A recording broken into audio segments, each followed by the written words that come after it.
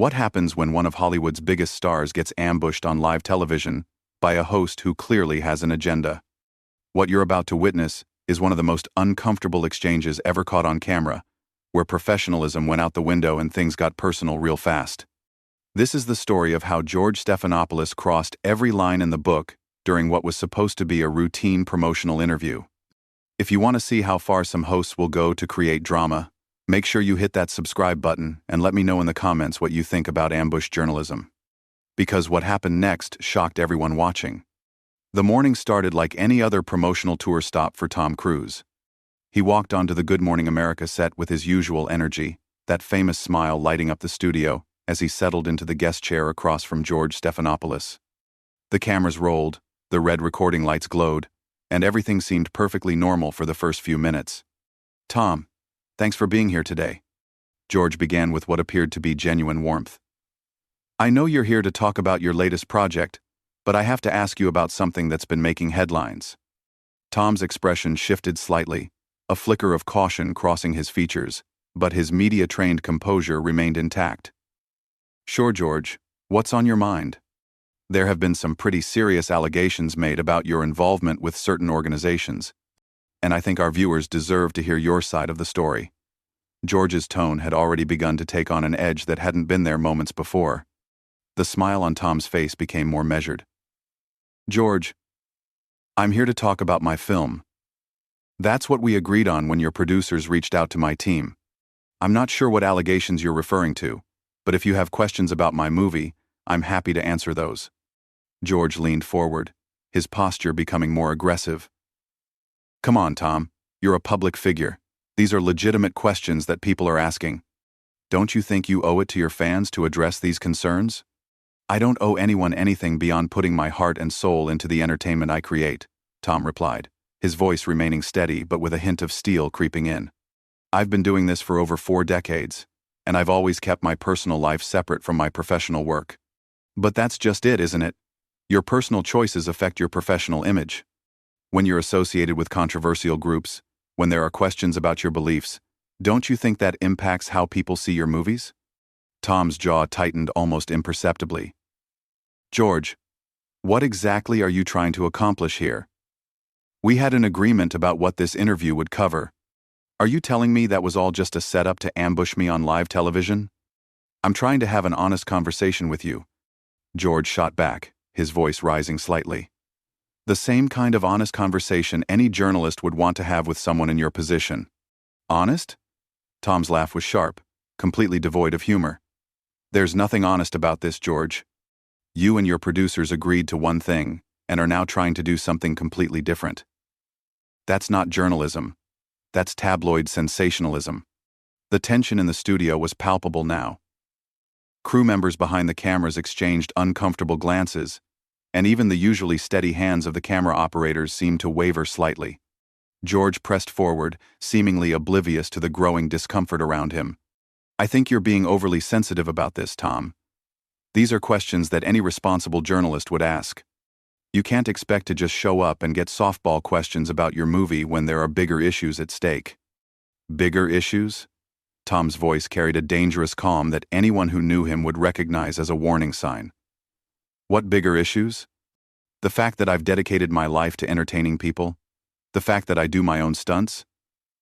The fact that I've never had a scandal, never been arrested, never hurt anyone?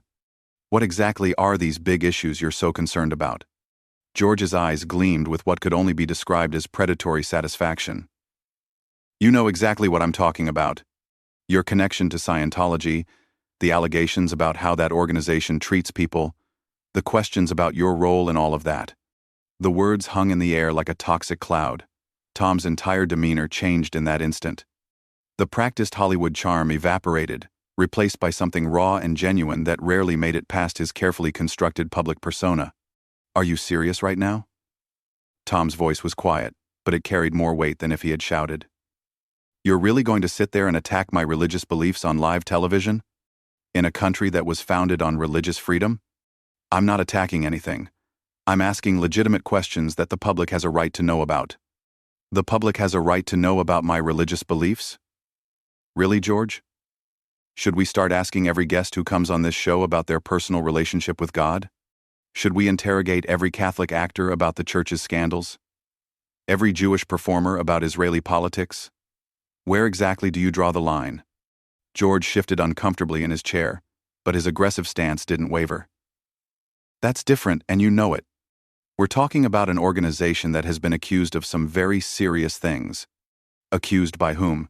Disgruntled former members? Tabloid journalists looking for headlines? People with axes to grind and books to sell? Tom's control was beginning to slip, his voice rising with each word.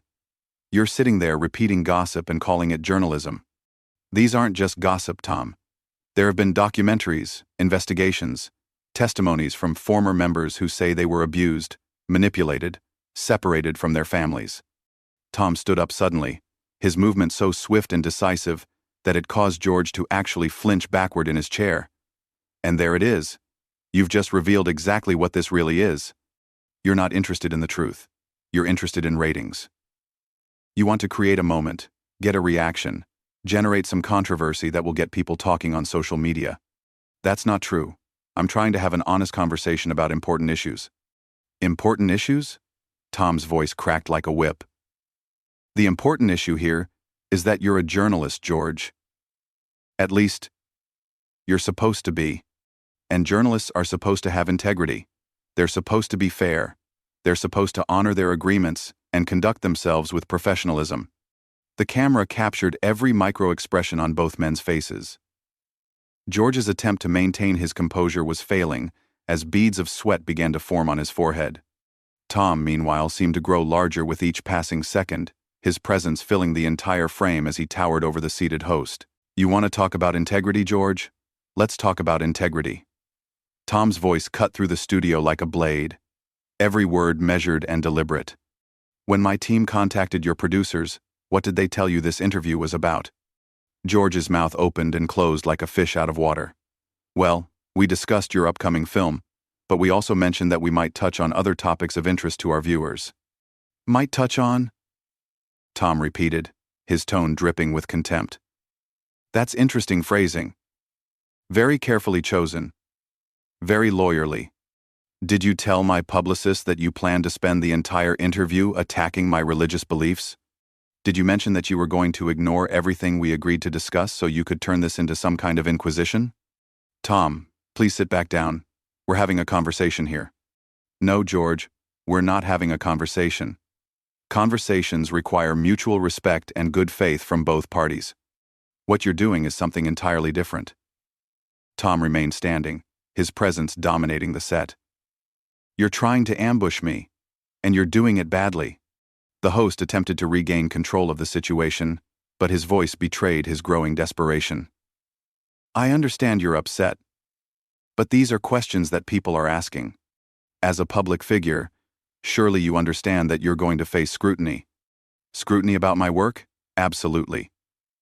Questions about my films, my performances, my dedication to my craft? Bring them on.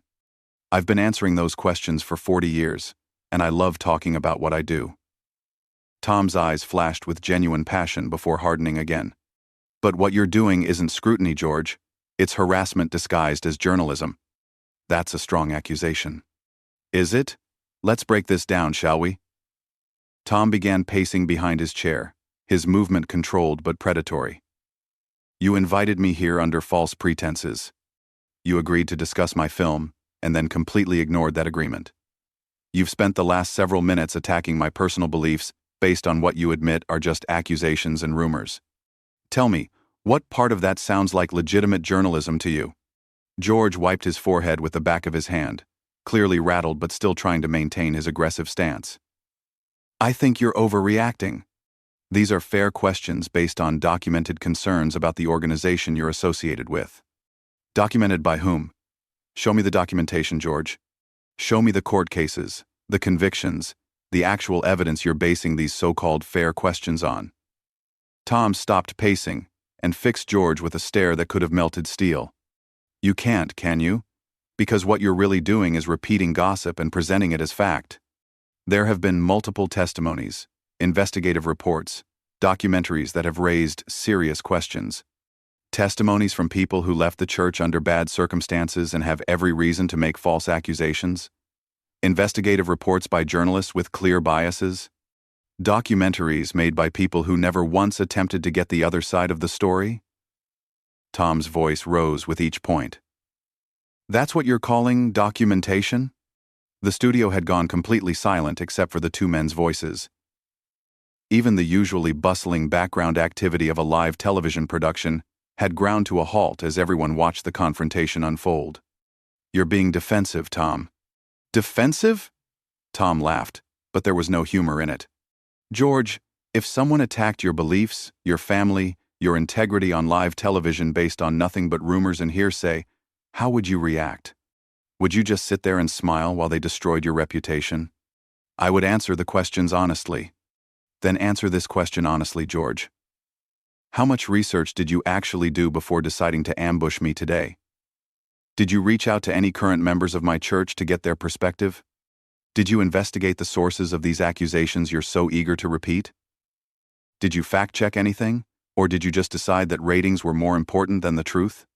George's composure was cracking visibly now. His hands trembled slightly as he shuffled the notes on his desk. We did our research. We consulted multiple sources. Multiple sources who all told you exactly what you wanted to hear, right? Sources who confirmed your preconceived notions and gave you the ammunition you thought you needed to take me down on live television. Tom leaned forward, placing both hands on the desk between them. That's not research, George. That's confirmation bias dressed up as journalism. You're attacking me personally now. Am I? Or am I just holding up a mirror and showing you what you've been doing to me for the last 10 minutes?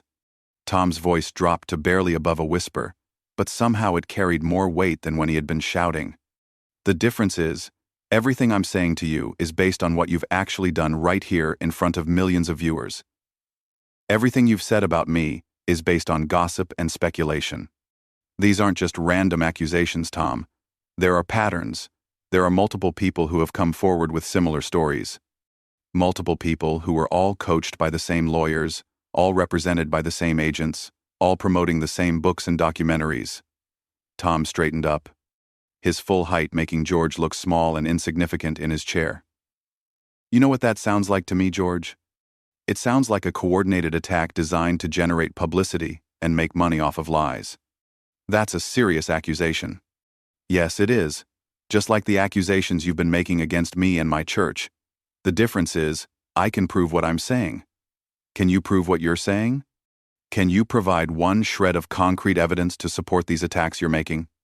George's face had gone pale, sweat now clearly visible on his forehead as he realized he was losing control of the situation completely. Tom, I think you're overreacting to what are legitimate journalistic inquiries. Legitimate?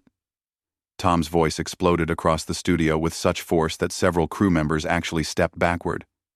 There is nothing legitimate about what you're doing here, George. You lied to get me here, you broke your agreement the moment the camera started rolling, and you've spent the last 15 minutes trying to destroy my reputation based on nothing but tabloid gossip. I haven't lied about anything. Really? Then tell me right now, on live television, in front of all these witnesses, did you or did you not tell my publicist that this interview would focus primarily on my upcoming film? Did you or did you not agree to that format when we scheduled this appearance? George's silence spoke volumes. His mouth moved as if he were trying to form words, but nothing came out. The pause stretched on for what felt like an eternity, filled only by the sound of Tom's heavy breathing and the barely audible hum of the studio equipment. I thought so, Tom said quietly, his voice now carrying a tone of profound disappointment rather than anger. You know what the really sad part is, George? You used to be a real journalist. You used to have integrity. You used to care about the truth more than you cared about creating viral moments and generating controversy. The words hung in the air like a death sentence. George's face went through a spectrum of emotions, from shock to anger, to something that looked almost like shame. But instead of backing down, he doubled down on his aggression, perhaps sensing that this was his last chance to salvage something from the wreckage of the interview. Don't lecture me about journalism, Tom. I've been doing this a lot longer than you've been making movies. Have you? Tom's eyebrows raised in genuine surprise.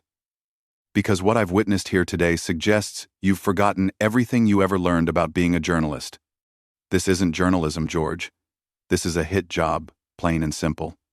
You're being paranoid. Paranoid? Tom's laugh was sharp and bitter. Let me ask you something, George. How many other guests have you ambushed like this? How many other times have you invited someone onto your show under false pretenses just so you could attack them on live television? Is this your new business model? George's jaw clenched as he tried to maintain some semblance of authority. I ask tough questions. That's what journalists do. Tough questions about relevant topics, sure. But this isn't tough questioning. This is character assassination. There's a difference, and the fact that you don't seem to understand that difference is exactly what's wrong with journalism today. Tom walked around to the front of his chair, positioning himself directly between George and the main camera. You know what a real journalist would have done, George? Enlighten me. A real journalist would have done actual research, instead of just reading gossip websites and watching hit pieces disguised as documentaries. A real journalist would have reached out to current members of my church to get their perspective, instead of just relying on disgruntled former members with books to sell. A real journalist would have honored their agreement about what this interview was going to cover. You can't expect to control every interview you do. I'm not trying to control anything, George. I'm trying to have an honest conversation about the work I've dedicated my life to. But you're not interested in that, are you? You're interested in creating a moment that will get picked up by social media and generate clicks for your network. George's mask was slipping completely now, his professional veneer giving way to pure desperation. You know what, Tom? Maybe people deserve to know about your involvement with an organization that has been accused of breaking up families, of harassment, of covering up abuse. Accused by whom? Tom's voice turned deadly quiet. Give me names, George. Give me specifics. Give me one single piece of concrete evidence to support these accusations you're so eager to throw around. There are documented cases, testimonies from former members. Former members who left under bad circumstances and have every financial incentive to make false accusations. Former members who are being coached by lawyers and publicity agents. Former members who are profiting from book deals and documentary appearances. Tom's voice grew stronger with each word. That's your evidence? That's what you're willing to destroy someone's reputation over? You're attacking the victims now. I'm questioning the credibility of people who have clear motives to lie, which is exactly what any responsible journalist should do before repeating their accusations as fact. But you didn't do that, did you, George? You just accepted their stories at face value because they fit the narrative you wanted to tell. The silence that followed was deafening. George opened his mouth several times, but no words came out.